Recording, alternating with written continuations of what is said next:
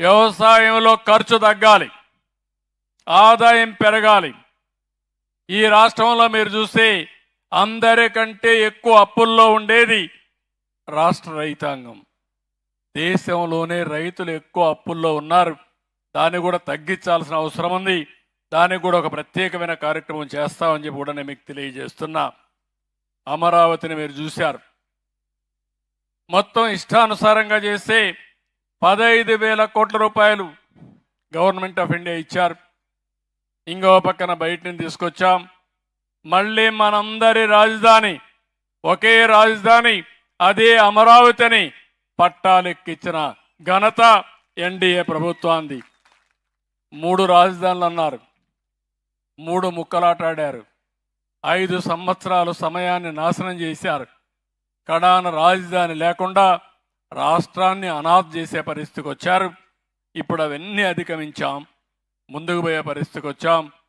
ఏదైతే నేను ఒకటే హామీ ఇస్తున్నా, ప్రతి ఒక్కరికి ఇల్లు కట్టిస్తాం. ప్రతి ఒక్కరికి పల్లెటూరుల్లో గ్రామీణ ప్రాంతాల్లో 3 సెంట్లు ఇంటి జాగా ఇస్తాం. పట్టణ ప్రాంతాల్లో 2 సెంట్లు ఇంటి జాగా ఇచ్చి మీ అందరికీ ఇండ్లు కట్టించే బాధ్యత తెలుగుదేశం ప్రభుత్వం, ఎన్డీఏ ప్రభుత్వం తీసుకుంటామని కూడా హామీ ఇస్తున్నా. ఇంకొక పక్కన మీరు ఒకసారి చూసినప్పుడు పోలవరానికి 12,157 కోట్ల రూపాయలు డబ్బులు తీసుకొచ్చాం. పనులన్నీ ప్రారంభించాం. పోలవరానికి నీళ్లు వస్తే మాకేంటని మీరు అనుకుంటున్నారు, కానీ ఎలమంద కూడా పోలవరానికి నీళ్లు వస్తే నేరుగా ఇక్కడికి వస్తాయి. ఏ విధంగా వస్తుందో మీకు చెప్తాను. ఒకప్పుడు మీరు చూస్తే నాగార్జున సాగర్లో నీళ్లు రాకపోతే రైట్ మెయిన్ కెనాల్కు నీళ్లు వచ్చే పరిస్థితి లేదు. భవిష్యత్తులో ఆ ఇబ్బంది లేకుండా నేరుగా ఎక్కడ వర్షం పడినా నీళ్లు వచ్చే పరిస్థితి వస్తుంది. నిన్నే మీరు చూశారు, నేను ఒక కార్యక్రమానికి అనౌన్స్ చేశాను. గోదావరి పెన్నా అనుసంధానం పోలవరం నుంచి బనకచర్ల, పోలవరం వెస్ట్ గోదావరిలో ఉంటుంది, బనకచర్ల కర్నూలులో ఉంటుంది. అక్కడి నుంచి అనుసంధానం చేస్తాం.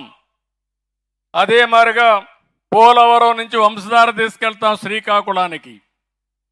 అది సాధ్యమని నిరూపిస్తాం. దీనికి 80,000 కోట్ల రూపాయలు ఖర్చు అవుతాయి. పెద్ద కార్యక్రమం ఆలోచిస్తున్నాం. అది చేస్తే రాష్ట్రానికే ఒక వరంగా తయారవుతుంది. మనమందరం కూడా ఒకప్పుడు జన్మభూమి పెట్టాం. జన్మభూమి రుణం తీర్చుకోవడానికి ముందుకు పోయాం. కన్న తల్లి ఎంత ముఖ్యమో మనం పుట్టిన గ్రామం కూడా ముఖ్యమనే స్ఫూర్తితో ముందుకు పోయాం. ఇప్పుడు నేను ఒకటే ఆలోచిస్తున్నాను, నేల తల్లి మనకు అన్నీ ఇస్తూ ఉంది, తాపంతో బాధపడతా ఉంది. ఓసారి బాగా నీళ్లు లేకుండా ఎండిపోయి తాపంతో బాధపడితే అందుకే పేరు ఆలోచించాను, జలహారతి. నేల తల్లికి, తెలుగు తల్లికి జలహారతి ద్వారా పెద్ద ఎత్తున ఈ కార్యక్రమాన్ని చేపట్టాలని శ్రీకారం చుట్టాం. అదైతే పోలవరం నుంచి కృష్ణాకు వస్తాయి, కృష్ణా నుంచి నాగార్జున సాగర్ రైట్ మెయిన్ కెనాల్కు నీళ్లు వస్తాయి. అక్కడ బొల్లాపల్లి ఒక చెరువు రిజర్వాయర్ వస్తుంది. ప్రారంభంలో 150 టీఎంసీ నీళ్లు అక్కడ పెడతాం. నాగార్జున సాగర్లో నీళ్లుంటాయి, బొల్లాపల్లిలో నీళ్లుంటాయి. రైట్ మెయిన్ కెనాల్లో నీళ్లు లేకపోతే ఇక్కడి నుంచి తీసుకునే పరిస్థితి వస్తుంది. అక్కడి నుంచి నేరుగా వెలుగొండ పక్కనే నల్లమలై ఫారెస్ట్లో ఒక టనల్ తీసుకొని నేరుగా బనకచెర్లకు తీసుకెళ్తాం. 3 రీచర్లు. ఈరోజు కూడా 55 సంవత్సరాలు డేటా చూస్తే 3,000 టీఎంసీ నీళ్లు గోదావరి నుంచి సముద్రంలోకి పోతున్నాయి. ఈ సంవత్సరం కృష్ణాలో వచ్చిన వరదలు 800 టీఎంసీ నీళ్లు సముద్రంలోకి పోయినాయి. దాంట్లో నుంచి ఒక 200-300 టీఎంసీలు కానీ మనం వాడుకోగలిగితే ఈ రాష్ట్రంలో కరువు ఉండదు. అలాంటి కార్యక్రమానికి శ్రీకారం చుట్టా. నందమూరి తారక రామారావు గారు సాగునీటి ప్రాజెక్టులకు ప్రాధాన్యత ఇచ్చారు.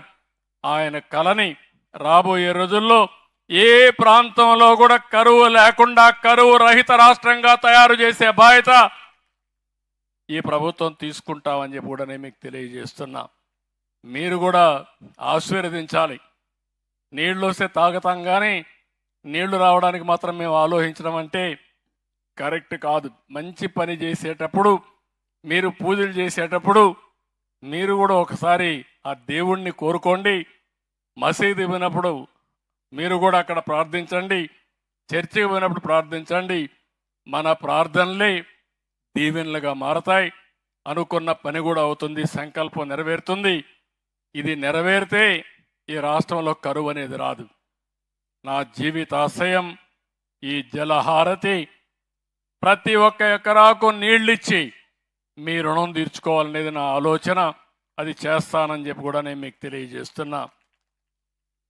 ఇంకో పక్కన మీరు ఒకసారి చూస్తే గ్రామాల్లో, అన్ని గ్రామాల్లో పనులు ప్రారంభమైనాయి. ఒకప్పుడు సిమెంట్ రోడ్లు వేసాం, మళ్ళా సిమెంట్ రోడ్లన్నీ పూర్తి చేస్తున్నాం. ఎక్కడికక్కడ వేస్ట్ కాంపోస్ట్ కింద చెత్తంతా కూడా ఎరువులుగా మార్చే కార్యక్రమానికి పోయాం. మళ్ళీ వీధి దీపాలు వెలుగుతున్నాయి. 5 సంవత్సరాల్లో వీధి దీపాలు కూడా ఆరిపోయినాయి. అవన్నీ కూడా మళ్ళీ చేసే పరిస్థితికి వచ్చాం. ఇంకో పక్క రాజధాని అమరావతికి 2245 కోట్ల రూపాయలతో కొత్త రైల్వే లైన్ వస్తూ ఉంది. నేషనల్ హైవేలో 75,000 కోట్లు ఖర్చు పెట్టిస్తున్నాం. రైల్వేల కోసం 72,000 కోట్ల రూపాయలు ఖర్చు పెడుతున్నాం. నేను ఒకటే ఆలోచిస్తున్నా, ఈరోజు ఈ ఊరికి వచ్చినప్పుడు పిల్లలను చూశాను. చిన్న పిల్లల దగ్గర నుంచి నేను వస్తే జైలు కొట్టే పరిస్థితికి వచ్చారు. పిల్లలందరూ ముందుకు వచ్చారు. నేను అందుకే ఆ పిల్లల భవిష్యత్తు కోసం ఆలోచిస్తున్నా.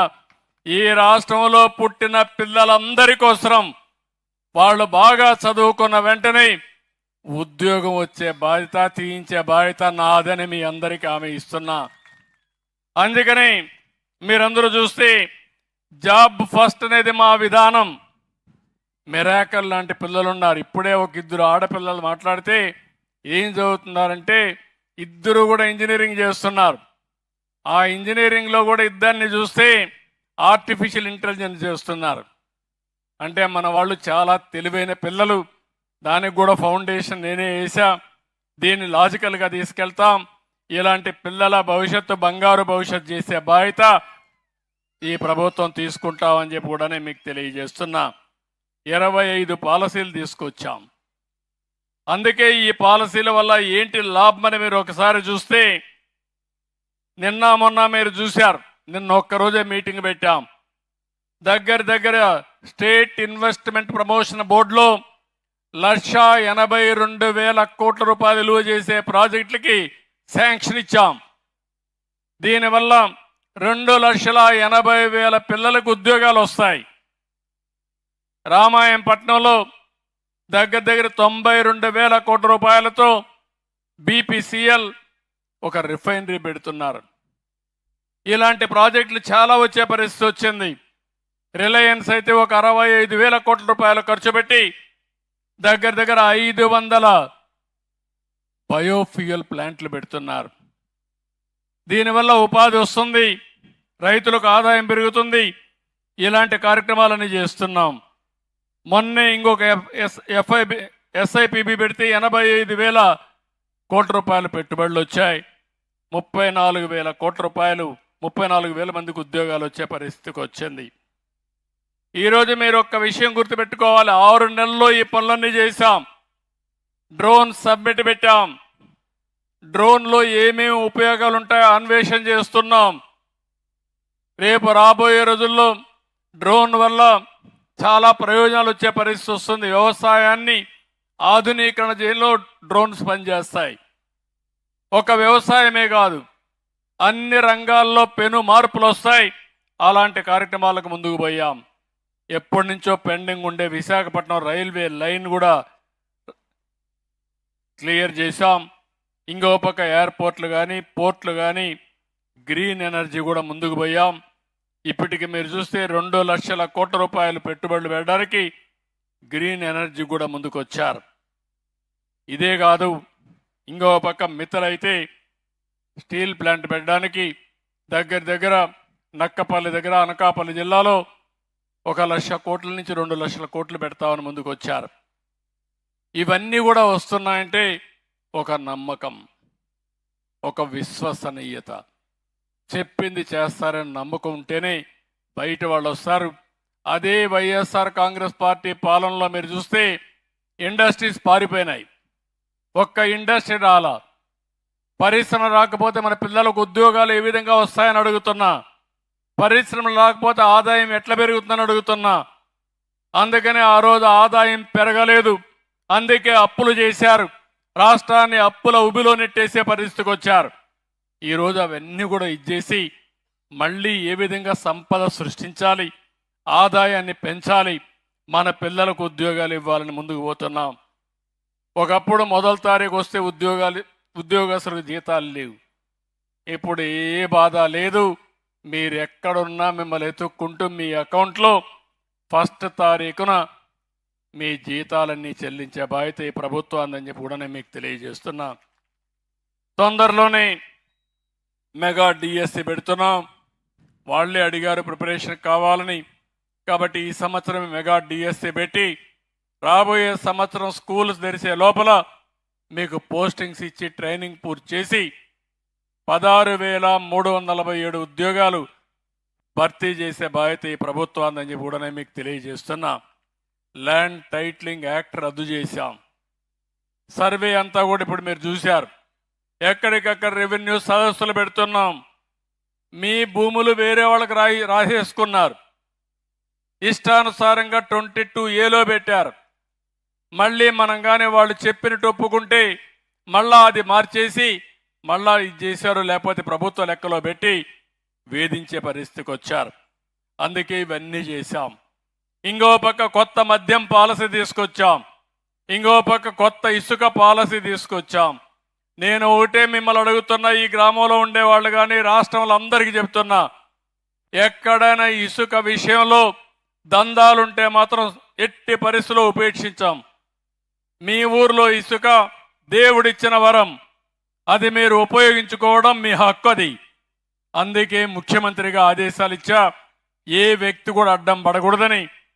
వీలైతే మీరు సహాయం చేసి 10 రూపాయలు తగ్గించి ఇసుక తీసుకుపోయే పరిస్థితి అండి, కానీ అడ్డం పడడానికి వీలు లేదని చెప్పి కూడా నేను మీకు తెలియజేస్తున్నా.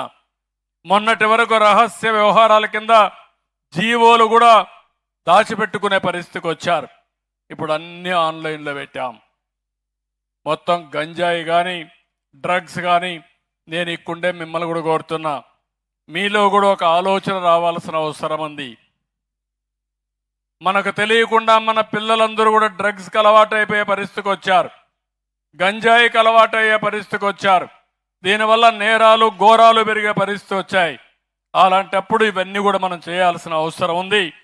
ఇది కాకుండా ఇంకో పక్కన మీరు చూస్తే మొన్నే ఎడ్యుకేషన్ మినిస్టర్ గారి ఆధ్వర్యంలో మెగా పేరెంట్ టీచర్స్ మీటింగ్ పెట్టి పిల్లల చదువుల పైన కూడా శ్రద్ధ చేసే పరిస్థితికి వచ్చాం. పేద పిల్లలు గవర్నమెంట్ స్కూల్లో ఉంటారు, వాళ్ళకి ఏం చేయాలో చేస్తామని చెప్పి కూడా నేను మీకు తెలియజేస్తున్నాను. నూతన వక్ఫ్ బోర్డు ఏర్పాటు చేయడం, ఇమాములకి మౌజుములకి గౌరవ వేతనాలు ఇవ్వడం, ఫాదర్స్కి పాస్టర్స్కి కూడా గౌరవ వేతనాలు ఇవ్వడం, ఇలాంటివన్నీ చేసి రేపో ఎల్లుండో మీ అందరికీ ఆమె ఇస్తున్నా. వాట్సాప్ గవర్నెన్స్ కూడా తీసుకొస్తున్నాను. అంటే వాట్సాప్ గవర్నెన్స్ అంటే మీ సెల్ ఫోన్లోనే మీకు ఏ పని కావాలన్నా అయిపోయేట్టుగా సెల్ ఫోన్ ద్వారా 150 సేవలు అందించే కార్యక్రమానికి శ్రీకారం చుడుతున్నాం. ఆఫీసులకు పోయే పనే లేదు. దర్జాగా మీ ఇంట్లో మీరు కూర్చొని మీ నేటివిటీ సర్టిఫికేట్ కావాలన్నా, క్యాస్ట్ సర్టిఫికేట్ కావాలన్నా, మార్కులు కావాలన్నా అన్నీ కూడా డౌన్లోడ్ చేసుకోవచ్చు. ఆటోమేటిక్గా మీరు పెట్టేస్తే మీకే నేరుగా వచ్చే పరిస్థితి తీసుకొస్తున్నాం. 150 సర్వీసులతో ప్రారంభించి అన్ని సర్వీసులు కూడా ఇవ్వడానికి ముందుకు పోతున్నాం. ఇంకా అవసరమైతే మీకు తెలియకపోతే మీరు మామూలుగా మాటల్లో కూడా చెప్తే దాన్ని కూడా నేను ఏ ద్వారా ట్రాన్స్లేట్ చేపించి మీరు ఏ పనున్నా మళ్ళా మీకు సమాధానం చెప్పే పరిస్థితిలో నేను తీసుకొస్తాను. మీ ఫ్రెండే, మీ ఫోనే మీకు ఫ్రెండ్గా ఉంటాడు. మీకు తెలియదని కూడా అవసరం లేదు. ఊరికే ఒక ఐకాన్ నొక్కి మీకేం కావాలో చెప్తే మళ్ళా ఆ పని అయిపోయి మీకు చెప్పే పరిస్థితి తీసుకొస్తాం. అది కూడా ఎక్కువ దూరం లేదు. అది కూడా సాధ్యం అని చెప్పి కూడా నేను మీకు తెలియజేస్తున్నా. ఇలాంటి కార్యక్రమాలన్నీ మనం చేసి రాబోయే రోజుల్లో ఏ విధంగా ముందుకు పోవాలో దానికి ముందుకు పోతున్నాం. నేను ఒకటే మిమ్మల్ని అందరినీ ఒకటే కోరుతున్నా, ఈరోజు ఈ గ్రామానికి వచ్చినప్పుడు కానీ ఈ నియోజకవర్గానికి వచ్చినప్పుడు కానీ కొన్ని విషయాలు కోరారు. కృష్ణదేవరాయలు గారు ఉండి వడిక పోటీసల ఇది ఒక 14 కోట్ల రూపాయలు ఇస్తే ఇమ్మీడియట్గా వర్క్ స్టార్ట్ చేస్తామని, తప్పకుండా దీన్ని ప్రారంభించడమే కాకుండా ఈ పల్నాడు ప్రాంతానికి ఇది ఒక వరం, దీన్ని చేయాల్సిన అవసరం ఉంది, ఇది కూడా పూర్తి చేస్తాం. రెండోది ఇంటింటికి నీళ్లు ఇవ్వడం, అది కూడా ట్యాప్ ద్వారా ఇవ్వడం. దీనికి వాటర్ గ్రిడ్ ఉంది, ఈ వాటర్ గ్రిడ్ని అనుసంధానం చేసి మొత్తం ఈ ప్రాంతానికి అందరికీ నీళ్ళు ఇచ్చే కార్యక్రమానికి శ్రీకారం చుడతాం. ఇంకో పక్కన తైవాన్ స్ప్రేయర్స్ కానీ ట్రాక్టర్స్ కానీ అదే మరి టార్బాలిన్ పట్టాలు కానీ ఇవన్నీ ఏమున్నాయి అవన్నీ ఇస్తాం. అదే మరి లెదర్ పార్క్ అన్నారు, అది కూడా నాకు ఏ బాధ లేదు. పల్నాడులో హింస పోవాలి, అభివృద్ధి రావాలి, ఉపాధి రావాలి, సంపద సృష్టించాలి. నేను రాయలసీమలో ఫ్యాక్షన్స్ నిర్మోహమాటంగా అణిచివేశాను, కానీ పల్నాడులో మాత్రం ఇటీవల కాలంలో మీరు చూశారు ఎంత ధైర్యం అంటే, నాలాంటి వాడు కూడా మాచర్లకు రాలేకపోయామంటే ఎంత దుర్మార్గులో, ఎంత రాక్షసులో, ఎంత అజమో దీన్ని బట్టి మీకు అర్థమవుతుంది. నేను మంచికి మంచిగా ఉంటాను తప్ప ఒకవేళ దారి తప్పిన వాళ్ళకు మాత్రం వాళ్ళందరి పట్ల మాత్రం చండ శాసనుడిగా ఉండి తాట తీస్తానని చెప్పి కూడా నేను మీకు తెలియజేస్తున్నా. పద్ధతి ప్రకారం ఉండండి. కానీ నేను ఇటీవల కాలంలో మీరు చూస్తే ఆడపిల్లల పైన సోషల్ మీడియాలో అసభ్యంగా పెడతారు, నాయకుల పైన పెడతారు, నాయకుల కుటుంబాల పైన పెడతారు, మాట్లాడితే ఇష్టానుసారంగా మాట్లాడతారు. ఏం పెడితే ఏం చేస్తారంటారు. అదే చెప్పా, పెడితే తాట తీస్తాం. సభ్యత ఉండాలి, మీకు పద్ధతి ఉండాలి. సోషల్ మీడియా అనేది మీరు ఉపయోగించండి. దేనికి ఉపయోగిస్తారు?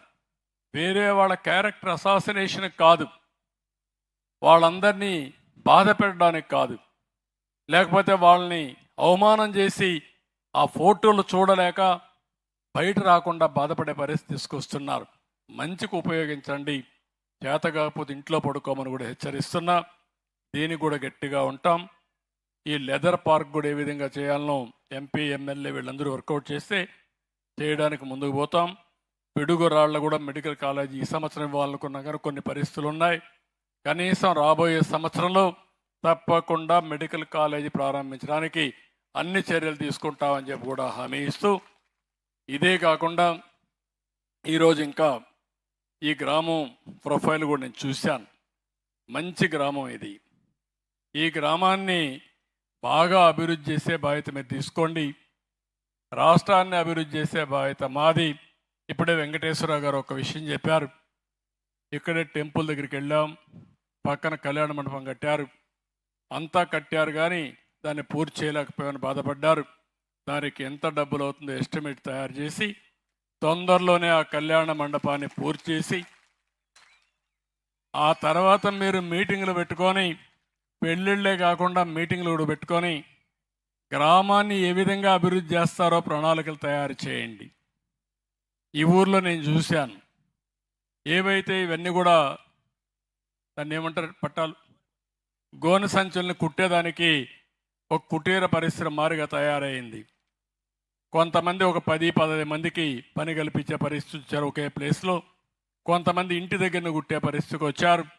ఇక్కడ తయారు చేసిన గోనె సంచులన్నీ వేరే రాష్ట్రాలకు, వేరే ప్రాంతాలకు మనకు పంపించే పరిస్థితికి వచ్చారు.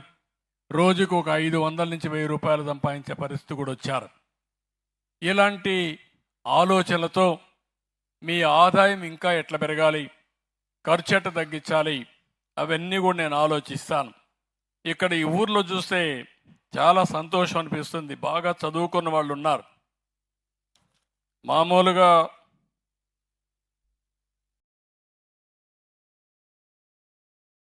ఇది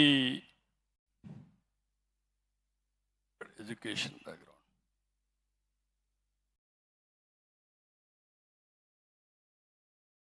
మొత్తం కలిసి ఈ ఊర్లో 2373 మంది లిటరేట్స్ ఉన్నారు. వాళ్ళల్లో కూడా ఎక్కడ ఈ పేజీ నెక్స్ట్ పేజీ ఎక్కడ ఉంది అది క్వాలిఫికేషన్స్.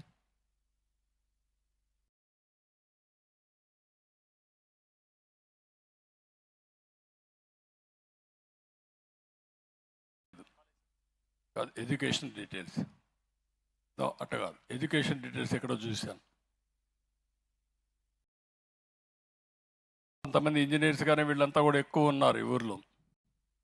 పంటలైతే కాటన్ ఎక్కువ వేస్తున్నారు, రెండోది మిరప ఎక్కువ వేస్తున్నారు, మూడోది రెడ్ గ్రామ్ ఒకటి, ప్యాడీ కూడా తక్కువ వేస్తున్నారు, బెంగాల్ గ్రామ్ వేస్తున్నారు. ఇంకొక పక్కన paddy, maize, red gram, chilli, cotton ఇవే ఎక్కువ వేస్తున్నారు. అంటే వాణిజ్య పంటలు ఎక్కువ వేసే గ్రామం ఈ గ్రామం. అందుకే ఊర్లో కూడా మిమ్మల్ని చూసే డైనమిజం ఎక్కువగా ఉంది, చాలా హుషారుగా ఉన్నారు. కాదు ఈ డీటెయిల్స్ కాదు. ఓకే ఏంటమ్మా ఫోటో తల్లి మీరంతా కాబట్టి రండి మారాని. బుడగ జంగాల విషయం నా దృష్టిలో ఉంది, తప్పకుండా బుడగ జంగాలది కూడా నేను మాట్లాడతాను తమ్ముడు, తప్పకుండా చేపిస్తాం, నా దృష్టిలో ఉంది. కాబట్టి ఇప్పుడు నేను చెప్పినంత మీకు అర్థమైందా?